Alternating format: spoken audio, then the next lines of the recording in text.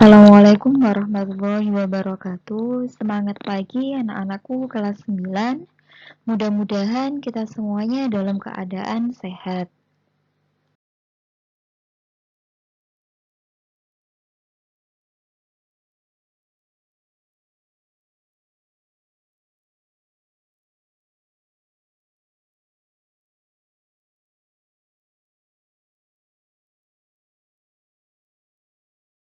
Dalam pertemuan kali ini yang akan kita pelajari adalah struktur dan unsur bahasa teks pidato persuasif.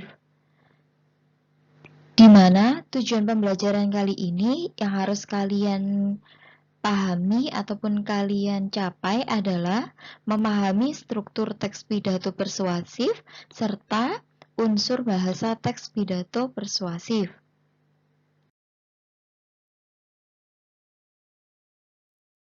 Setiap pembelajaran di dalam teks pasti akan ada struktur dan unsur bahasa.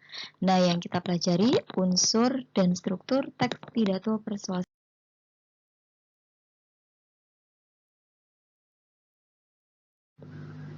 Pertama yang kita pelajari adalah struktur teks pidato persuasif.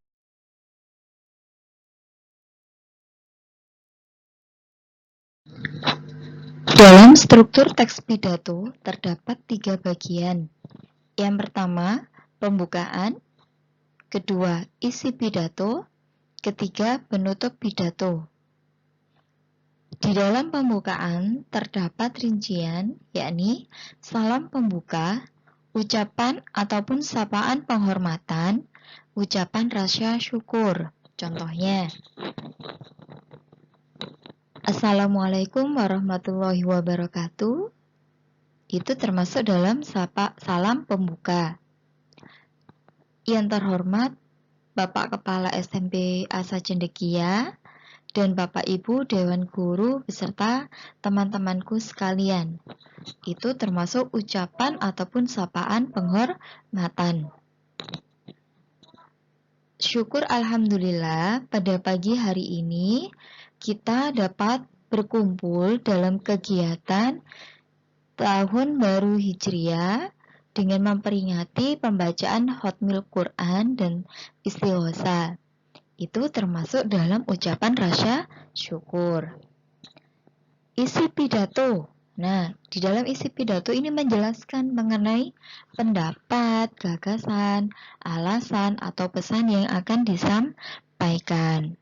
Contohnya, dalam melakukan apapun, hendaknya kita selalu bersikap disiplin. Hal tersebut perlu dilakukan karena sangat bermanfaat bagi kehidupan kita. Nah, di situ apa? Ada kata hendaknya. Seperti itu, Nak ya. Selanjutnya, penutup pidato. Di dalam penutup pidato, contohnya, demikian yang Bapak atau Ibu sampaikan. Semoga kalian semuanya bisa disiplin dalam pembelajaran. Terima kasih. Kurang lebihnya mohon maaf.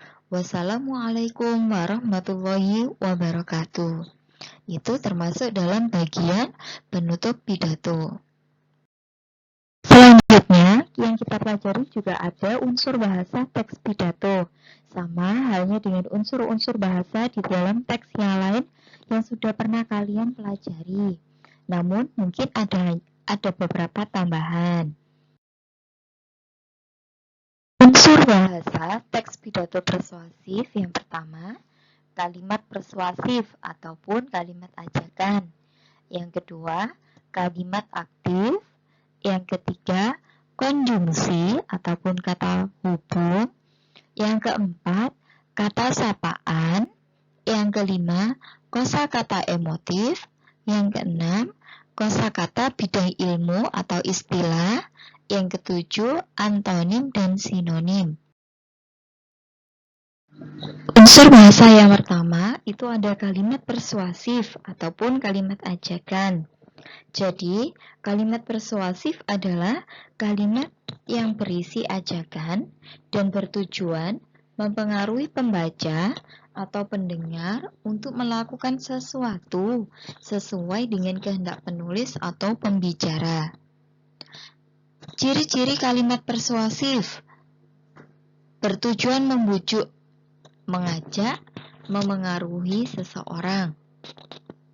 Selanjutnya, biasanya menggunakan kata ayo, mari, dan kata-kata yang bersifat mengajak lainnya. Itu jika menggunakan bahasa lisan ataupun bahasa tulis. Dan yang terakhir, menggunakan tanda seru, itu lebih tepatnya penggunaan dalam teks pidato. Kedua, kalimat aktif. Kalimat aktif merupakan kalimat yang subjeknya aktif melakukan kegiatan atau aktivitas. Kalimat aktif ditandai dengan imbuhan me dan ber ataupun bisa yang lain.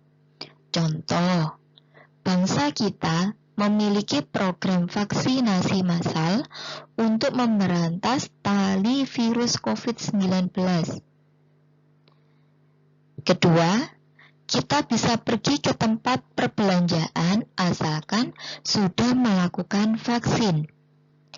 Contoh yang pertama terdapat pada kata memiliki. Subjeknya aktif, memiliki karena mendapatkan imbuhan me.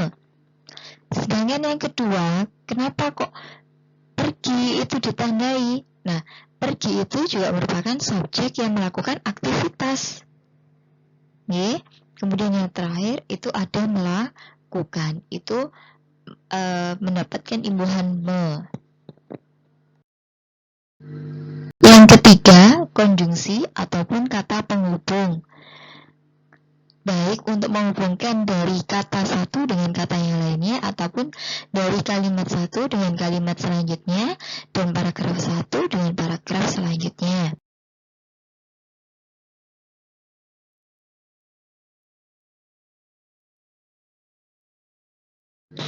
Macam-macam konjungsi terdiri dari koordinatif, subordinatif, korelatif, antar kalimat. Konjungsi koordinatif ditandai dengan kata hubung dan, tetapi, atau.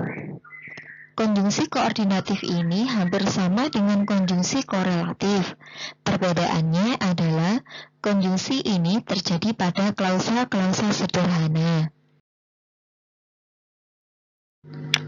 Konjungsi subordinatif menghubungkan dua kata, frasa, klausa yang memiliki status konjungsi bertingkat. Konjungsi subordinatif ini memiliki hubungan pengandaian, syarat, waktu, tujuan, cara, penjelasan, pemiripan, sebab, dan kosesif. Konjungsi korelatif diartikan sebagai jenis konjungsi yang menghubungkan dua unsur yang setara, kata, frasa, klausa, maupun kalimat. Contohnya, baik siang maupun malam, acara bazar itu tetap ramai dikunjungi. Jangankan berteman dengan pun, jangankan bukit, gunung pun sanggup aku daki.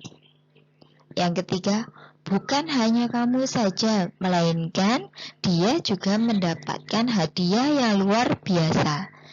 Ya, itu contoh-contohnya. Terakhir, ada konjungsi antar kalimat. Konjungsi dengan memiliki makna. Konjungsi ada dengan demikian, akibatnya, sebaliknya, sampai walaupun demikian, dan memiliki makna-makna yang tertentu. Ini untuk konjungsi antar kalimat. Yang keempat, di dalam unsur bahasa teks pidato persuasif terdapat kata sapaan atau pernyataan langsung.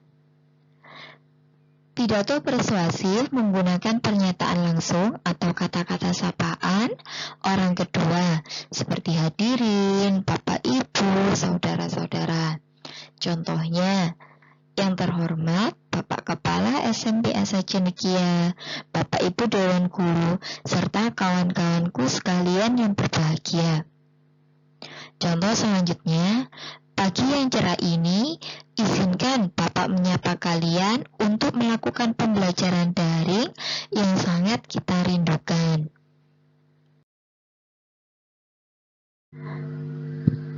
Selanjutnya, di dalam unsur bahasa teks pidato persuasif, ada kata kosakata emotif. Kosakata yang berhubungan dengan emosi, perasaan yang bisa membuat pendengar tersentuh emosinya ketika menyimak atau mendengar ataupun membaca. Contoh, hal itu bisa terjadi karena bangsa kita memiliki semangat kebersamaan dan gotong royong.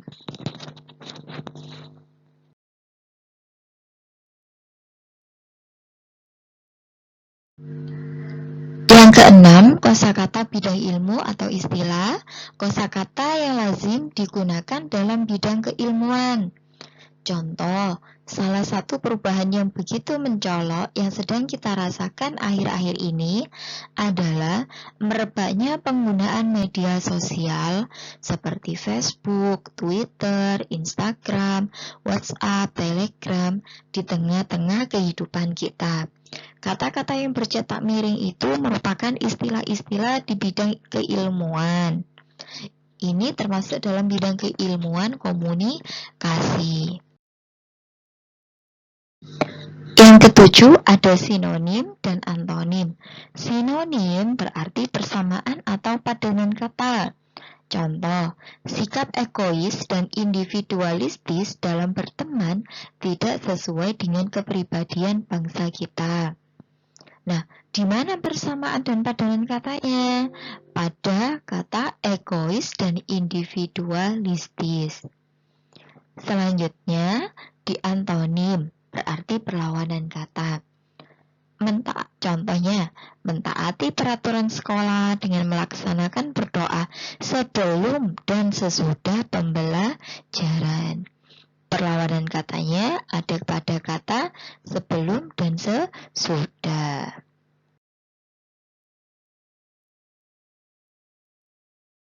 Nah, anak-anakku sekalian yang kami banggakan, semoga pembelajaran materi struktur dan unsur bahasa teks pidato persuasif sangat mengesankan bagi kalian semuanya, dan semoga bisa bermanfaat untuk kalian semuanya. Sampai bertemu pada pertemuan selanjutnya. Kurang lebihnya, wassalamualaikum warahmatullahi wabarakatuh.